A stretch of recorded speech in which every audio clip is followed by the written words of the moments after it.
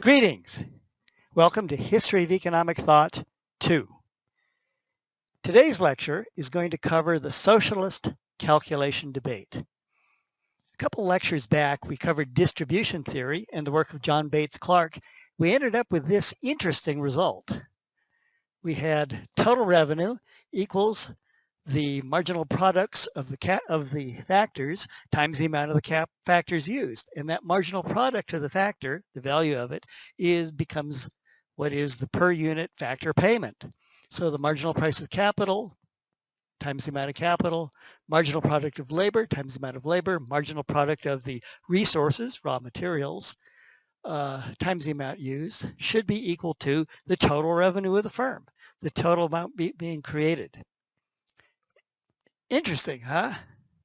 Then those become the factor prices in markets, of course. Really interesting. You're looking at this formula and it looks like, what is so exciting about a formula? It looks like a bunch of letters on the board. It's boring. If you know what you're looking at, there's nothing boring about it because you can see one of the most astonishing discoveries that humans have made. This is important. And a failure to understand that leads to some very strange economics. But we're going to proceed with this today, and we're going to talk about the socialist calculation debate. Let me put this up. Socialist calculation debate. We'll leave our formula here. What is the story with the socialist calculation debate? Well, the marginal revolution, when it occurs, changes the way that economists look at value. It essentially destroys the labor theory of value. It finishes the cost of production theories of value because the subjective theory of value is a superior theory. It shows how the value of the inputs is derived from the value of the output to consumers, and these things will then direct resources to where the marginal product is highest, where the product is most valuable at the margin. Well, Marx himself fails to respond to the challenge that comes from the marginal revolution. He says he'll do it, but he doesn't do it. And Marxism and socialism, generally speaking, become a very heterodox kind of theory, not part of really the mainstream. Now, some Marxists address this by simply moving into other areas than economics. Antonio Gramsci in Italy, a Marxist, readily begins to recognize that the ground is pretty weak for Marxism. He moves to other kinds of things, begins developing cultural arguments for Marxism, exploitation in other dimensions. The Frankfurt School follows in a similar path. And so we start seeing things like discussions of cultural oppression instead of economic oppression. But we won't talk about that right now. In the School of Lausanne, several of the economists, Enrico Barone and Vilfredo Pareto, ask, do the conditions of general equilibrium show that socialism might work? And Barone says, we know what the marginal conditions across all the markets would be to have a general equilibrium. So conceivably, you could say a central planner could try to do that. And Pareto agrees. He says, yes, theoretically, but it's impossible. A central planner could actually not do that. And so this debate, this discussion of socialism hasn't really gotten going yet. But with World War I, economies are put onto war footing, and in the Austro-Hungarian Empire, the war economy minister, Otto Neurath, begins organizing for the sake of wartime production. So Otto Neurath, Neurath. I hope that shows up. I think it does if I don't stand in the way too much. Otto Neurath, he argues that, well, our wartime production was actually pretty successful. Maybe that's the way we should organize the economy all the time. In fact, we could set it up as a military dictatorship. Just as an aside, how successful was the Austro-Hungarian Empire in the war? Well, let's not think about that. Another Austrian, whom we've mentioned already, Otto Bauer, in post-war Austria, becomes the foreign minister. He's also the leader of the what is basically the Marxists, and he argues that he needs to take Austria into a Marxist state. The Bolshevik Revolution has already occurred, 1917, and he intends to follow. Ludwig von Mises, remember that Mises and Bauer were both participants and students in Bombaverk's seminar. Mises knows him, and Mises appeals to him and says, don't do this. You will wreck Austria, and manages to convince him not to do it, for which Bauer later regrets and thinks he should have taken the country in a socialist or Marxist direction. But Mises, in the process of this, initiates what is known as the socialist calculation debate. Mises,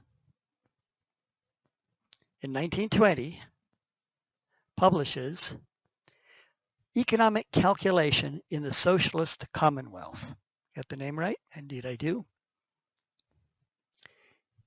And he makes two arguments in it.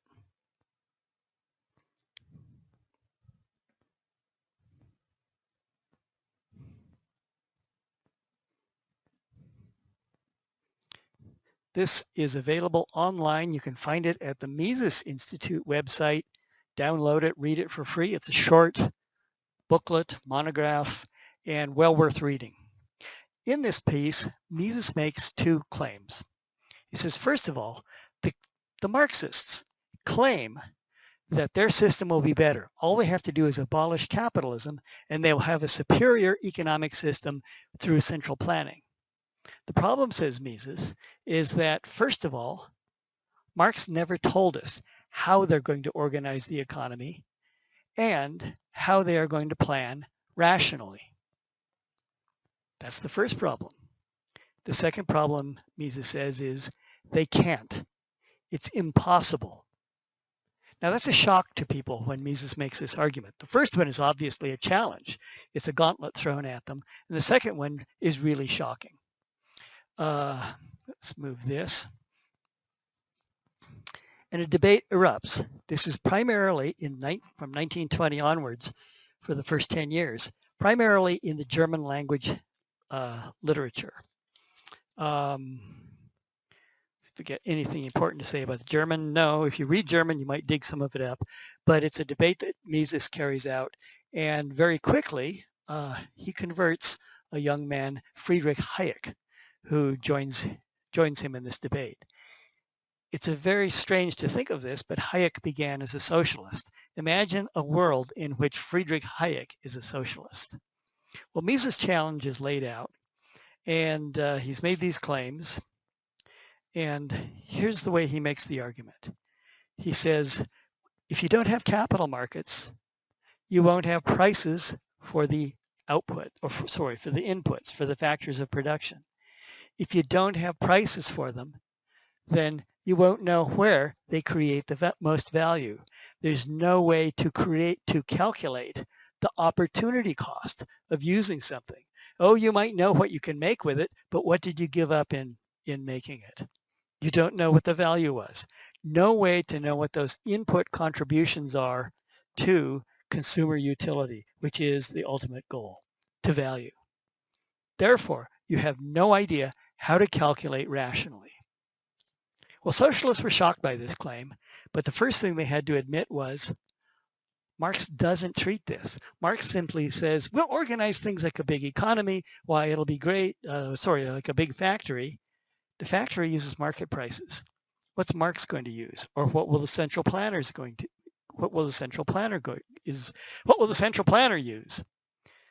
So the socialists go about to disprove Mises and try to solve this problem.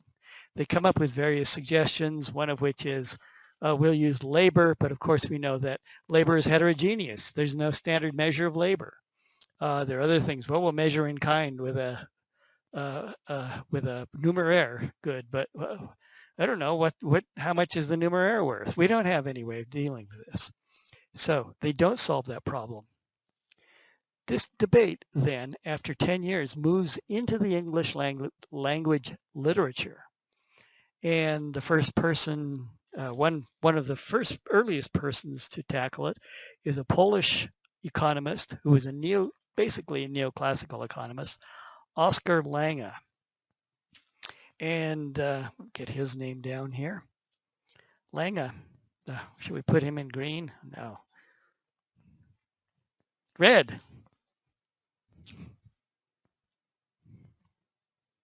Oskar Lange with a K. Oskar Lange, Polish. And in 1936 and 7, I believe it is, if I got those dates correct, Lange published his 1936 and 1938 in 2 parts, along with another economist by the name of Taylor. He publishes On the Economic Theory of Socialism. This is probably available online. I'm uncertain, but it's a short and relatively easy read, and I recommend it as well. It is probably the easiest. Well, I'll explain in a moment. Here's what Lange says. He says, first of all, Mises is right. We cannot abolish market prices. He's right. Marx didn't solve the problem, and he's right. We can't abolish market prices. However, we could invent them with what I call market socialism. The state will simply design artificial markets. State enterprise managers, the state will own the means of production. It will put state enterprise managers in charge of every firm, and then it will tell them, here's your rule. You're going to follow a rule, and it might be price equals marginal cost, or it might be marginal revenue equals marginal cost, something like this. We'll set that one up. We can just debate which rule would be best, but probably price equals marginal cost. And then the Central Planning Board will set prices. And this is what Lange calls market socialism. So what is market socialism? In his view, again, we'll look at this really simply, which is that one, we have the state-owned enterprises. I'm going to be abbreviating that as SOEs.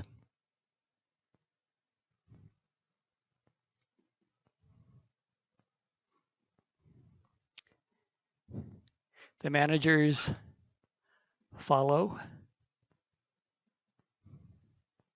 the rule, which will be laid out for them. They'll be told what to do. And the rule might be, for example, produce where price equals marginal cost. And 3, the Central Planning Board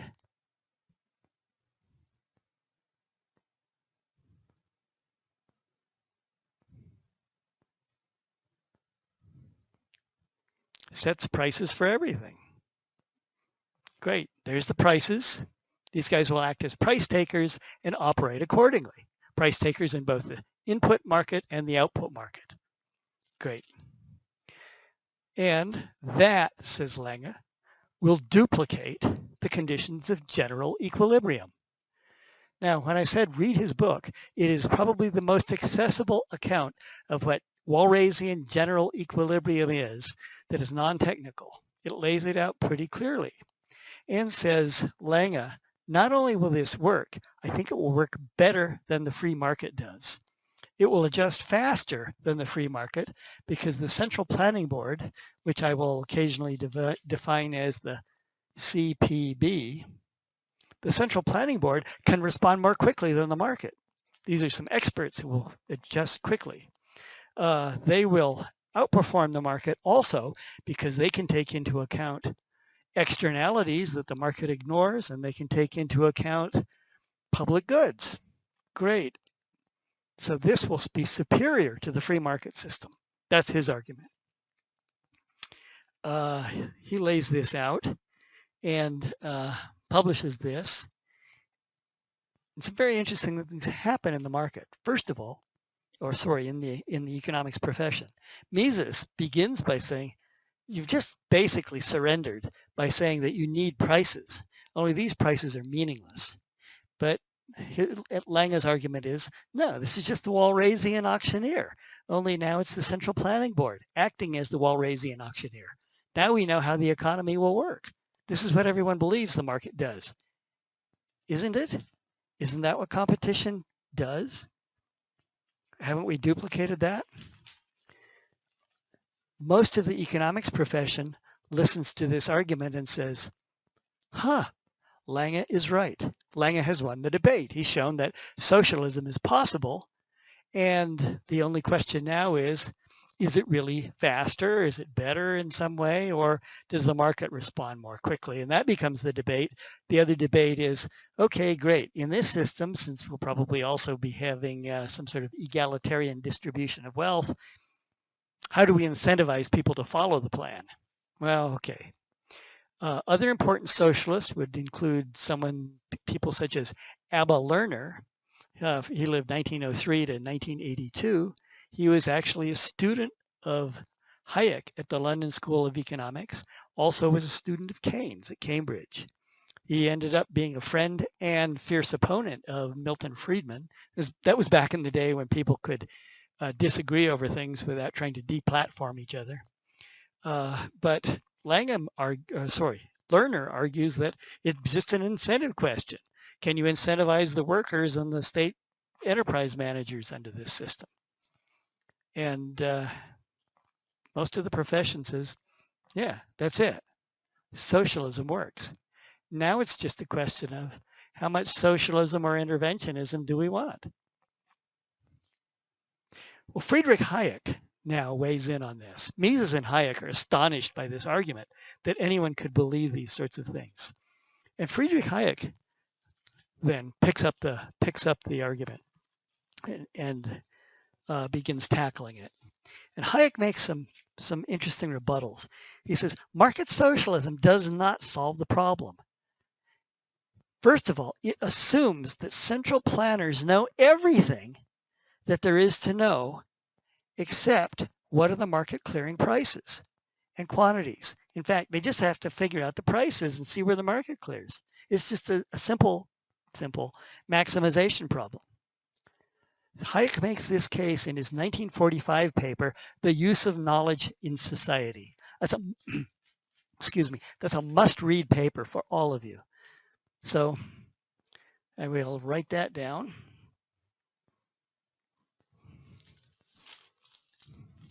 And clean the board a little bit. Switch to a less socialist looking color. I think black will work.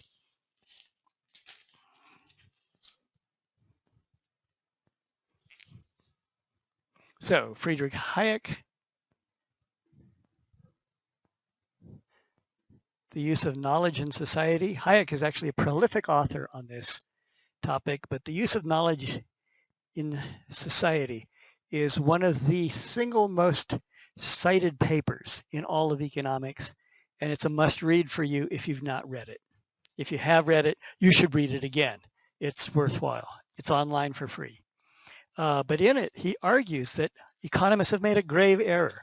First, Lange has assumed that the only thing central planners don't know is what are the market clearing prices. But in fact, says Hayek, no one knows all the possibilities. They don't know the opportunities. They don't know the future needs. That knowledge is dispersed. It's incomplete. Some of it is just nobody knows. What is the future demand? We guess at it. It's not yet discovered. Some people know one thing, some know another. How do we put all that together? Hayek's third point is that the process of knowledge acquisition, of discovery, of communication, and of testing is absolutely necessary. That's logically prior to any kind of maximization. And in fact, it's also sequentially prior. You have to figure out what you have to maximize before you can maximize. Lange has just stepped away from the problem, avoided the real problem.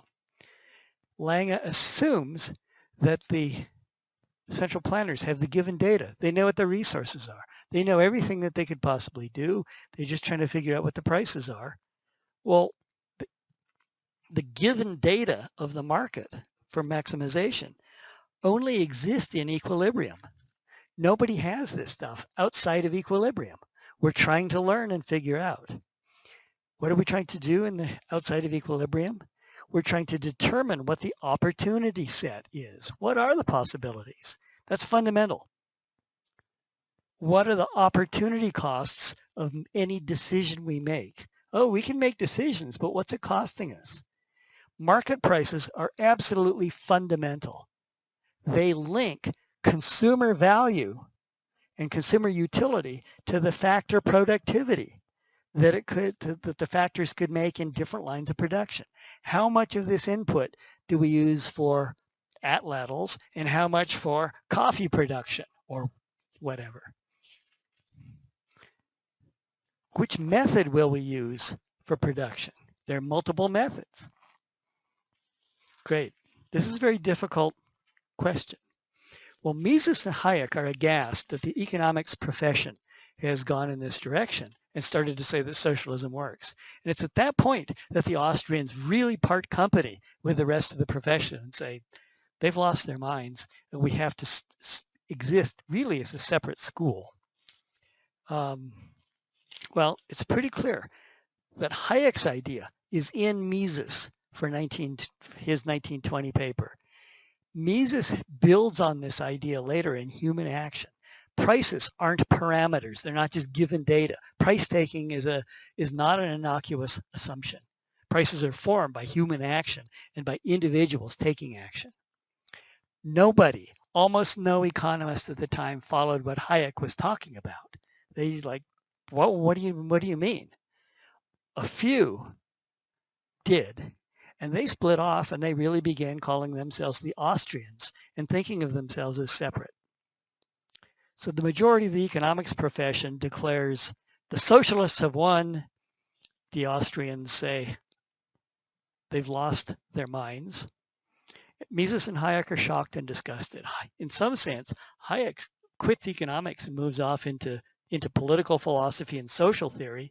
Mises works alone. The Austrian school is essentially dead at this point, to of course be later resurrected.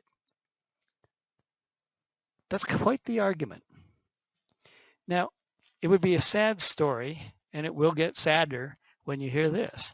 The attitude of the profession was exemplified by Paul Samuelson's undergraduate textbook. Paul Samuelson will become the leading neoclassical textbook author. His undergraduate textbook for many years was the #1 bestseller in the world. His graduate textbook, the #1 graduate bestseller in the world. Paul Samuelson dominates economic education.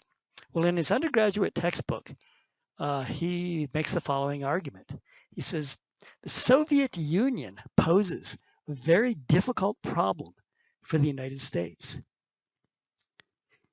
Is the economic superiority of central economic planning worth what we would have to give up in political freedom to have it? Now let that sink in. That statement stayed in his textbook up until the 1980s. Now, something happens in 1991. The Soviet Union collapses, and suddenly everyone reconsiders that statement and says, uh-oh, Mises and Hayek were right. We're going to return to that story in our next lecture. Let me say just a little bit about one other argument that you sometimes might hear, and that's the dehomogenization argument. Were Mises and Hayek making different arguments? Because Mises refers to the calculation argument, Hayek refers to the knowledge problem. This is an argument that is made by that Hayek and Mises are on different pages here, that comes from Joseph Salerno, associated with the Mises Institute. Well, the answer to that really should be no. they're not on different pages. They're saying the same thing. Neither of them said they were on different pages, but the real key is understanding what Mises says in Human Action. Hayek, of course, has made an opportunity cost argument. Hayek, in his Use of Knowledge in Society, is quite clear about that. We don't know the opportunity cost of doing any line of production. We haven't discovered all the opportunities, but prices from the market process will give us a signal if they are tied to actual human behavior, not just invented out of thin air. So tin, for example, Hayek has a famous example of tin in his paper. If tin becomes more expensive, it's a signal. What does it mean? Well, it could be there's increased demand. Maybe there's a new invention that uses tin, or maybe there's a decreased supply because some disaster occurred in the tin mines. We don't have all that information. We don't need to have it. A user of tin simply needs to know the tin price went up. There's relative scarcity has increased. So conserve, innovate to find new sources, new ways of using, look for substitutes. That becomes more important. The market price will coordinate that behavior without anyone having to solve difficult problems or collect information from all around the world. So it's an opportunity cost issue that Hayek raises. What's the opportunity cost? Okay, great. Well, let's look at human action and what Mises says there. In human action, Mises says calculation is calculating the opportunity cost. And he says this calculation problem would not exist in a hypothetical imaginary world where factors were completely specific. So a factor could only do one thing. There was no opportunity cost to using it in terms of lost output elsewhere or lost utility elsewhere. In that world, there's no calculation problem, says Mises. Mises is also talking about opportunity cost. Their presentations differ because in part they're lecturing to different audiences. Mises began by addressing Marxists in 1920. Hayek in 1945 is addressing neoclassical economists, who some of us think have lost their way. Well, in our next lecture, we're going to begin and we're going to talk about what happens when socialism is not simply a blackboard theory, but we try to put it into practice. Until then, study economics, stay well, be positive.